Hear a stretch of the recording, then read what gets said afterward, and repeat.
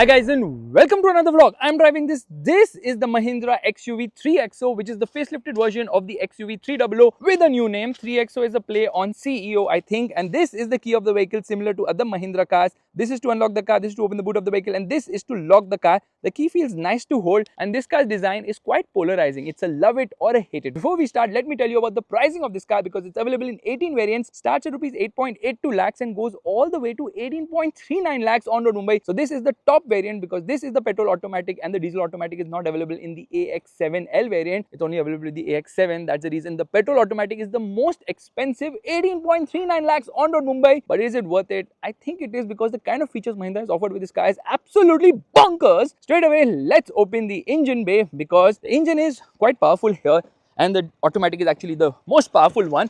That is the engine. Well, it is quite refined. It says Mahindra right there and washer fluid goes in right here. There is insulation here, of course, and bang, it closes. Yeah, it is actually quite heavy. Mahindra states that they have made changes to the suspension. They've also made sure that this car complies with safety regulations, the upcoming ones. And there's a camera right here. Meanwhile, it also gets a radar panel. I think that is a radar panel because it gets ADAS level 2. The Venue and the Sonnet get level 1 ADAS. So yes, that's a good thing here. That is the towing hook. It gets 2 parking sensors at the front. Yeah, only 2, not 4. And the grille gets this gloss black finishing with these 5 slats. Why not 7 since we have been copying Jeep a lot? Just put 2 more slats please. Anyways, they have made the design quite quirky. It's in line with the upcoming BE electric cars from Mahindra. This is obviously the LED DRL. This is the projector, the main beam. There's chrome on the inside and this is the fog lamp. The elements are nice. They have this sort of a treatment in multiple places. I don't know what it is called, but it looks a little different and unique as well. Panel gaps are not there on this car, at least not as much as I've seen on the Tata Nexon, which is its main rival, which is also the top selling car in the segment somehow. The LED DRL also converts into the indicator. No dynamic function here and all. It doesn't really need it. So the sheet metal and the silhouette and overall body panels are very similar to the XUV300. What they have done is they have made changes to the front, complete revision, reduce the price, increase the features, so made it much more value for money now. There's a camera here for lane keep assist. There's also a rain sensor right there and it also gets a camera on the side because it gets a 360-degree parking camera. Indicator is here as well. Look at my precision. The Mahindra logo is pointing in the right direction. It gets 17-inch wheels. Most of the competition is obviously running on 16-inch wheels. 215, 65, 17 is the size of the tires. Diamond cut alloy wheels. They actually look quite nice. I like it. Meanwhile, from the side, it is very similar to the 300, but what they have done is they put certain features from the 700 and obviously from the 400 as well. Yeah, sideways, it looks very much similar to the older car. I don't know why the body side cladding is cut right here. Should have like gone throughout because this seemed like a missing thing to me. But anyways, let's quickly come to the rear of the car. But if you notice one thing, there's a request sensor here. There's no request sensor on the left side, which is kind of weird because the Scorpio N gets a request sensor on both the sides. But there are certain features in this car which the Scorpio N does not get. Stop calling it Renault Kiger. I know it looks a lot like the Renault Kiger from the rear. It proudly says XUV3XO right here. Get a rear wiper washer. You get a high mounted stop lamp. You get a rear spoiler. Get this antenna. Fuck the oh, what am I doing? Faisal, focus. Okay, you get this infinity light bar, as they like to call it, which looks quite cool. I really like it. And that is the indicator. However, the problem is they call it all LED lighting. It is not because this is halogen. Yeah, these lights are actually halogen. So this is the brake light and this is the reverse light. Both of them are halogen. AX7L, which is the variant name. 2 parking sensors at the rear, not 4. Lot of treatment here and there. You get a reflective treatment as well, sort of a skid plate treatment too, but the exhaust is hidden. The real exhaust or the exhaust is actually right here below. Yeah, that is the exhaust of the vehicle. You can see they have made changes in multiple places in this car, which is a good thing. Piano black finishing has been given here for this floating roof treatment. Again, they have done this sort of treatment right here. I don't think the roof rails are functional. I'm going to turn off the indicator because it's like ringing kab se, and straight away we are going to be opening the fuel lid. Yeah, now that is open. Let's shut the door. It has this softness to it, which is a good thing. Let's open the boot, which is a sort of a trick right there. This is 364 liters, which is small. That's why Mahindra does not give it a parcel shell. So you feel that, oh my god, the boot is so biggie, but it's not really biggie. And here you obviously get hooks so that it says maximum 7 kgs, carry your subzi. On both the sides, you actually get it. You also get a light here. You get a subwoofer. 380 watt, so 7 speaker system, which is good. Boot carrying capacity is not that much, and what they have done is now they have actually given it a small spare wheel. It even says Stepney on the tire, which is a C8 tire, of course. And you have to see this, okay? Tire size is 135/90/16, steel wheel, of course, and there is jack, which has been sealed like this right now. Rose is somewhere hidden right now. It gets top teeth here for the ISOFIX child seats. 40-60 split, obviously. So now the boot has increased quite a lot in terms of carrying capacity, which is quite needed here because the boot is chintu mintu. Yeah, it's quite small. I don't know why it's so small, the boot. Fuel goes in right here. This is for the diesel where they will have the AdBlue, obviously. What do you think about the side profile? I think it looks awfully similar to the older car, but then the side profile was never an issue. It was the front design, which they haven't really managed to address here because it still looks quite weird. Like bunny teeth, it says TGDI automatic, so variant name placement is a bit different. And let's straight away get inside where the seats are actually folded. So I'm going to put them back into place, and in that quest I've actually hidden the seat belt. Anyways, it gets proper seat belts. It gets this nice beige finishing, which will obviously get dirty really fast. I don't even have to tell you how fast because this car is at 92 kilometers, and obviously we are already getting a lot of dirt in a lot of places. Door pockets are big enough. Speaker placement here, piano black finishing, but they have put leather here, which is so premium, and double white stitching. Height adjustable seat belts. There's a light placement here on the top. There's a handle. There's a hook. 6 airbags as well. Earlier the car used to have 7 airbags, a knee airbag. That is not there anymore. There's a USB-C charging socket, a 12-volt charging socket, and you can keep your mobile phone here. It gets AC vents, magazine holders. This is not scooped out, but yeah, overall quality is nice. Legroom is class leading. Under thigh support is decent, it's not great, and headroom is adequate for someone as tall as me. Meanwhile, you get a center armrest with twin cup holders. Center passenger also gets a head, which is a good thing. Yeah, they have actually given it quite a lot of safety features. The dashboard will definitely remind you of the XUV400, which is not a bad thing because they've obviously made a lot of changes to the dashboard lately. Getting in and out is not difficult at all. Yeah, it's not such a big climb or something of that sort. However, this car is obviously front wheel drive, so you can call it a jacked up hatchback, but it has a water weighting capacity of 350 mm, which ain't bad if you ask me. Let me show you the front again so that you guys can just shut this video and run away. Yeah, that is the front end of the car. Why is it so polarizing? I honestly don't know. It could have looked better. Now, if I take the angle on the top, it looks even weirder. Somehow, from this angle, it still looks weird, but it is what it is. There's this gap here for better breathing. That there you can see the radiator actually. This is also sort of open. Yeah, it needs to breathe obviously now. Breathing is important for all of us, including our cars. Let's get inside. And it doesn't have heated mirrors, something which was there earlier. I don't know why the fuse box is open. Where did this cover fall off? But let's remove a few of these fuses and throw them. Just kidding. You get sort of metal pedals, which is good. A proper dead pedal as well. This is to open the fuel lid. This is to open the hood of the vehicle. Door pockets are big enough at the front. Gloss black finishing. Auto one touch up only for the driver, not for the others. Child lock function here for the windows and doors. And these are the controls for the outside rear view mirror adjustment. Beautiful treatment. Yeah, this leather is really blowing my mind. In fact, they have put the leather on the dashboard as well. Yeah, that is something which is amazing because you don't find that at this price point. But hard plastics lower down. Someone has put some glue right here. This is for downhill assist, so it has got hill descent control, hill start assist, and all those things are there. Engine start stop button. This is for parking sensors, and this is for headlight leveling. 3 dummy buttons. You can obviously program them by putting NOS, NOS, NOS.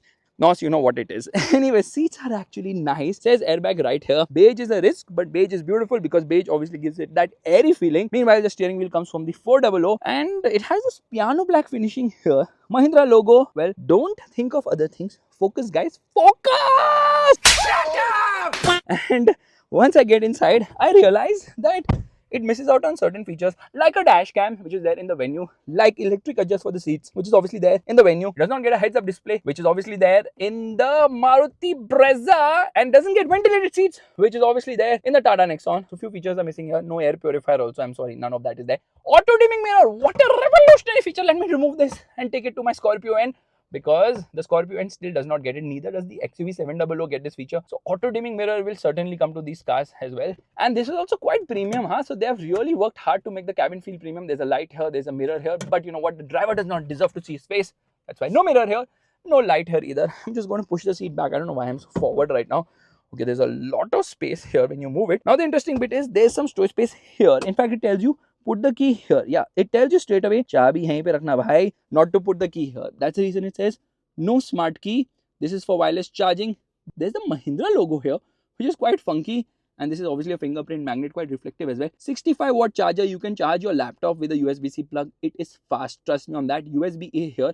AC controls, which is good because they have physical buttons, and it's a dual zone climate control air conditioning system, which is quite a chiller, so works very well. Lot of buttons here. This is for front defog. You can turn off the passenger airbag. This is for traction control. This is for drive mode. Lower variants have steering modes, 3 steering modes. In fact, let me get out from here and show you how you can turn off the passenger airbag. Yeah, that is the switch right there. So you just turn it off and then you can do that as well. Now, only thing is I don't have Kanun ke haath. How do I reach this to shut the door? I shall try my level best. And there we have it. Now, the thing is it has this sort of a treatment here. but I'm a bit disappointed. Why did they put it? Because here there was some storage space earlier. They've removed it. Why would you do that? I have no idea. Meanwhile, the glove box is quite big. Yeah, it's quite deep as well. There's a light placement here. It gets a cooling function as well. Some cubby hole right here. So yeah, the glove box is actually nice, but not lockable. And they're hard plastic, but it finishes way better than the Tata Nexon. So I'm quite impressed with that as well. It gets electric parking brake. It gets a auto hold function.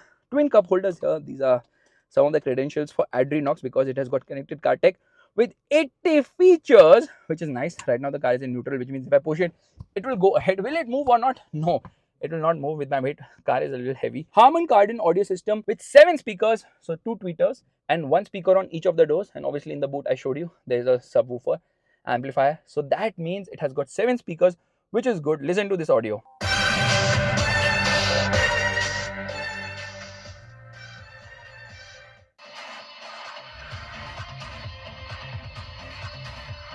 Engine start stop button has been given there. It gets automatic wipers. Let's use the wipers right away. Oh, that's a lot of spray there. Yeah, I think the whole car will be dirty by now. Yes. Meanwhile, it gets automatic headlights. The horn is decent. Lot of buttons here. So this is obviously for adaptive cruise control, and it obviously has a lot of buttons for the audio system right here. I can browse through a lot of stuff here because this is a 10.25 inch screen. I can change what I want to see in the cluster, but the cluster is very similar to the 700. I don't like the cluster if I'm very honest. And then you can browse through a lot of information, again similar to the Scorpio and as well as the XUV700. So a lot of features have come from here and there. It even has a blind spot monitor when I give an indicator, which is not working at the moment. I don't know why. Maybe one fuse is fallen off while I was going over a pothole or something of that sort. So you can get through a lot of information. It has got tire pressure monitor. It has got ADAS level 2. So you have so many things to actually program. So when I get into the settings here, there is driver assistance. So there is a tire pressure monitor. It also tells you, I think the tire pressure temperature also it tells you, along with a lot of ADAS functions like adaptive cruise control, automatic emergency braking, forward collision warning, lane keep assist, smart pilot assist, high beam assist, and it even has traffic sign recognition. It will tell you the speed limit as well. And then there's this leather finish on the steering, which feels quite premium, but the steering feels super loose. And then it is adjustable only for height. I can't pull it. Yeah, it is only height adjustable, the steering wheel. Which brings me to this screen, which is another 10.25 inch screen, which is big enough. First and foremost, let's turn off the lights, shall we? Okay, lights are off, and now you shall notice one very important thing, which is that it is similar to other Mahindra cars. Oh my god, and you can customize the screen. There are multiple applications. Yeah, you can go through India Today, Just Dial, horoscope, and then you can do software update, drive modes. In fact, I think Zomato app is also there. You can get that too. So let me get out of this menu. It has got Apple CarPlay and Android Auto connectivity, both of which are wireless, but not in this car right now because it will come later. So they'll update that. And which actually brings me to the fact that I'm sweating a lot right now, but that does not matter. What matters is they've given lights on the top and they have given it the biggest, yes, the biggest sunroof in the segment. They call it a sky roof. It's a panoramic sunroof, which is nice because it brings in a lot of airy feeling on the inside. So that's the maximum it does.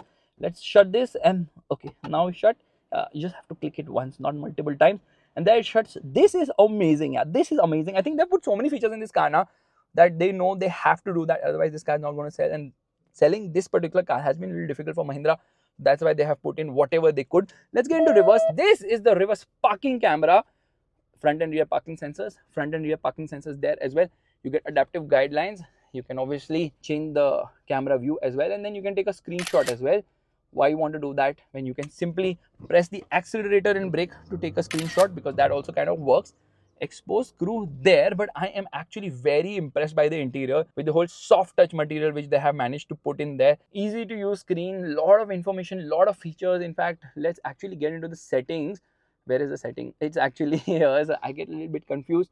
So a lot to play around with. When you get into audio now, it has multiple audio modes. So if you notice, there's studio, sonic, expanse, ambience, and then you can change it to stage, party, retreat, wide, sonic. So they have given it so many things. But another interesting part is when I turn off the car. Okay, I turn it off. It gives me the drive summary right there. It tells me goodbye here. Why did I not say goodbye? Tell me goodbye now. Bol de. Goodbye. Yeah, there is the goodbye. Now listen to this. Okay, when I turn the car, it did not do anything at all because the car has not locked itself or reset itself. So now once it says goodbye, I'm going to lock the car. Yeah, and then I'm going to unlock the car. If you notice the sound now, it keeps making this sound. Then when I turn on the car, get ready to embark on the drive of a lifetime in the all-new Mahindra XUV3XO. Everything you want and more. oh, that's a welcome message. Wow, that wasn't so long. Other thing it does now, it tells me the steering direction as well, and along with that, it even goes ahead and tells me that who all has buckled up or not. So let me just turn off the car, to keep turning off the car again and again to show you these features, which is kind of weird. And there we turn on the car again, and there you see, yeah, it shows this whole swipe up thing, and then again, dude. Okay, just shut up. Okay, it's telling me which seatbelt is buckled up or not, because it has got seatbelt reminders for all the seats. And unlike Maruti, you don't have to keep the seatbelts buckled up, because in Maruti cars, it rings for 2 minutes unless and until you have buckled up the seat. Even though nobody's sitting there, it still does that. But here, Mahindra has put weight sensors, and if you'll notice one thing now, they also have put this nice sensor which tells you exactly which door is open, which is a nice thing. Now, another very interesting feature I will show you of this car, which obviously no one is going to talk about, is using this key, I can actually open the sunroof. So if I keep this button pressed, the sunroof opens. Isn't that such a cool feature to have? The only thing is right now it's a little shy in front of the camera, but yeah, it's actually opening the blind first, and now it's opening the sunroof. So you can actually open and close the sunroof using this very key, which is a cool feature to have. And I'm just going to keep this button pressed, and there closes the sunroof. Yeah, nobody's sitting inside operating it, and the sunroof closes. But enough of me doing blah blah blah. It's time to drive this petrol automatic, but the engines are the same as before. But still, I'll tell you that it is good enough.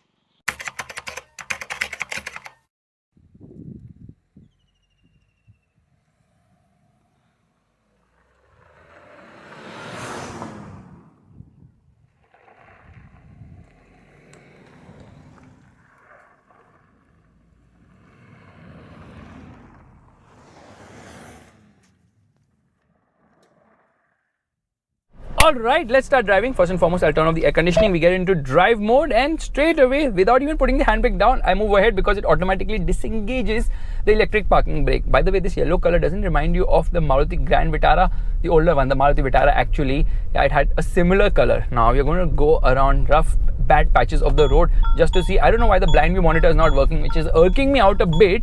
And yeah, the steering is super duper light. In fact, throttle response is quite poor, huh? Lag is prominent here. Over bad roads, this car is actually very comfortable. Ground clearance is also decent. Water weighting capacity is also good. So yeah, it excels in that regard. And then here we are. Parking sensors are quite active. Get into reverse, and then you notice one thing, the steering effort is absolutely light. The steering is super duper light. Camera quality is also very impressive here. I didn't expect it to be. I put an indicator, it makes this sound. I can actually program them. There are 3 sounds which you can program. So yeah, those sounds are also quite loud. I'm impressed by the camera quality, so good job there, Mahindra. But the most important thing is, how does it perform? So we're going to come into zoom mode, which is the most powerful mode here, and I could immediately feel there was a bit of an enthusiasm with the accelerator pedal. Parking sensors are super active. I keep this button pressed. We're going to turn off traction control. It's completely useless because it really doesn't do anything for me. Yeah, there, traction control off, which means automatic emergency braking is unavailable. We come into manual mode for the gearbox. I come out of this screen. I don't know what to show here.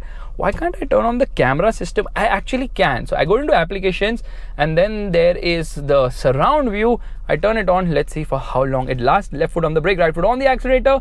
It does not rev only. How much RPM are we at? Yeah. I think we are in the wrong mode for the cluster, so I need to change that first. So I'm going to come into the display layout. We are in information. We need to come to the normal one, and now I can see the tachometer. It changes completely. Now revving it, it revs till 2000 RPM, and off we go. This thing shut there, which is quite disappointing, but we'll turn on the surround view again. Yeah, it turns on. Thankfully, that driver rear view monitor is there, and off we go. It doesn't launch only, it's so slow, just not responsive. It's like very pronounced, the turbo lag. But the mid-range punch is nice, and then when you come over bad patches of the road, it actually bounces like this. It doesn't bounce, it actually crashes through because the suspension is soft now. So it obviously crashes through bad bumps. So that's a bit of an issue. Otherwise, the ride is very, very, very impressive because the ride quality is actually very smooth. Being soft now, the suspension is very compliant here. But because it's soft also now, it does make some sound over bad bumps. So insulation levels could be better. Now on full throttle, mid-range is what really impresses. Low end is not that impressive because there is lag, there is quite a bit of turbo lag there, and that turbo lag now really blunt performance. So part throttle inputs doesn't really help lower down, but if you drive it flat out, you will realize that the performance is a bit lackluster. It's not that enthusiastic at all. It is not okay. It automatically turned off traction control. It does that in almost all Mahindra cars after 60 kilometers per hour, and the lane keep assist is quite active right now, so it is obviously kicking in again and again. Over these patches of roads, the ride is actually good. So they have actually tweaked the suspension. Okay, over rumblers, oh my god, that was quite the jolt. So what they have done is they have tweaked the suspension. In fact, the view around is also very good, and they claim it to be the same as the 700, which is actually a good thing now because it's super hot. Let's try and cool the windshield a bit. Now, what is this engine? This is the same 1.2 litre 3-cylinder engine. They have not made changes to the engine. So first, let's talk about the diesel. The diesel is a 1.5 litre engine. It's a fantastic engine because it has got 300 Newton meters of torque and 117 PS of power. Meanwhile, they have two petrol engines. The lower variants have lower state of tune. The same 3-cylinder 1.2 litre engine in the lower variants is producing 111 horsepower and 200 Newton meters of torque. This one is producing more power because it produces 130 horsepower, which is good, and a torque output of 230 Newton meters, which in the automatic gets an overboost function going to 250 Newton meters between second to sixth gear, I think, giving it even more oomph. So performance doesn't feel like the figures because of the pronounced turbo lag.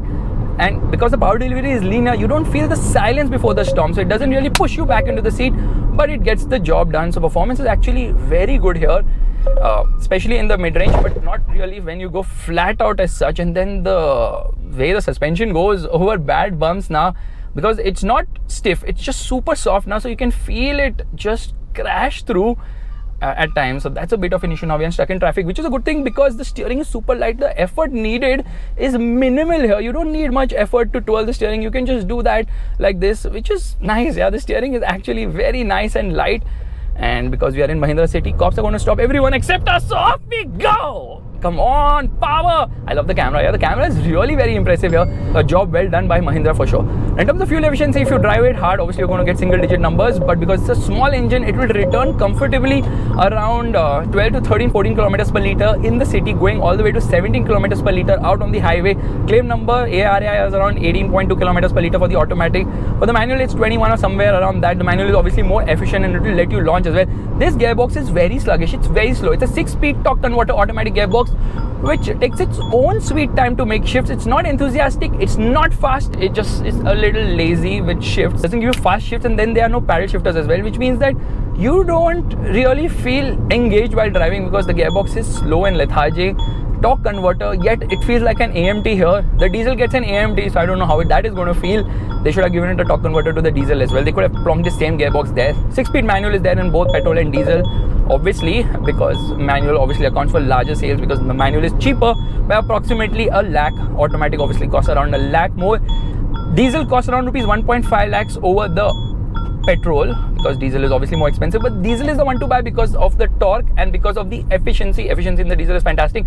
In terms of ADAS functions, forward collision warning, automatic emergency braking, lane departure, all those things are there. Traffic sign recognition. It gives you so much ADAS functions at this price, which is very, very, very impressive.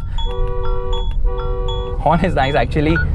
A forward collision warning coming there. The horn is nice by this standard, but it's not that punchy or loud. That's something which I'm a little disappointed with. It should have been like really loud and nice. And yeah, I just hope the gearbox was better. The manual would be so much better to drive. Top end is not there. Post 4000 RPM, the car struggles, but then that's a typical Mahindra engine trait. Petrol engines actually feel like diesel in the top end of the rev range because red line comes in quite early, long before 6000 RPM as well. In terms of braking performance, brakes are actually good because all-wheel discs are there on all the 4 wheels, which is a good thing. We're going to do the braking test. Hazard lights on. What is happening? I should be braking straight. Why is it going like that sideways? Okay, and here we go again. Yeah, it's upshifting at 5000 RPM, which is way too soon. So the ride is really good, but the problem is that the handling isn't that good because the steering is very inconsistent. Yeah, it lacks feedback, and you're not really being communicated to, so you don't know where it's heading because it's just so lackluster a steering wheel. And then there's obviously body roll as well because the suspension is really on the soft side. Good thing is that it makes some sound because the soft suspension now. On big bumps, yeah, it does move around quite a bit because of the softness, obviously. So that's a bit of a hiccup here, but otherwise this car is actually very comfortable, and with the kind of features it has, it's very much value for money. Now the entry level price, okay, there it's telling me lane keep assist and all. Entry level price is very attractive here, because the MX1, which is priced at rupees 8.82 lakhs, is very good pricing, honestly. Top end, this one 18.39 lakhs is actually more expensive than the Nexon, but then it has a lot more features when compared to the Nexon. The Nexon has certain features like ventilated seats and all that stuff. So something here, something there. But yes, the Nexon is priced at 18.1 lakhs, so that's like 29,000 cheaper. But the diesel Nexon is much more expensive at 19.08 lakhs on road Mumbai. So that's the thing, that Mahindra has undercut the lower variants, because the Nexon starts at rupees 9.6 lakhs. Now all the prices I'm talking about are obviously on road Mumbai here. So that said, there seems to be multiple variants which will address a large chunk of the audience, because they have actually given it quite a lot of features here and there. The only thing is that this car is a bit expensive for the top end variants, but the features are there from a segment above, like this panoramic roof is actually quite nice. And as I see it, this will definitely turn around the sales of this car. If all these feature additions don't change it, nothing ever will. So guys, this is my video of the Mahindra XUV3XO. Quite a nice car, very well feature loaded, feels premium, performance is good. Obviously turbo lag and all that, gearbox options could have been better, but there's not much to complain about, because I feel Mahindra has finally made an impact here. Okay, let's just try and come from the front here. Her steering effort is not there at all. It's super duper effortless here, which is quite impressive. Why do they have only one gate open here? I have no clue at all. So guys, if you like this video, make sure to give the thumbs up. Their parking sensor is super hyperactive. If you like this video, make sure to give the thumbs up. That's the like button. And also subscribe to the channel. I will see you guys in the next video. What am I saying? Real soon. By the way, little bit of wheel spin. Yeah, it doesn't even wheel spin. Doesn't launch manually. So much better. By the way, there are 25 variants here, which is crazy.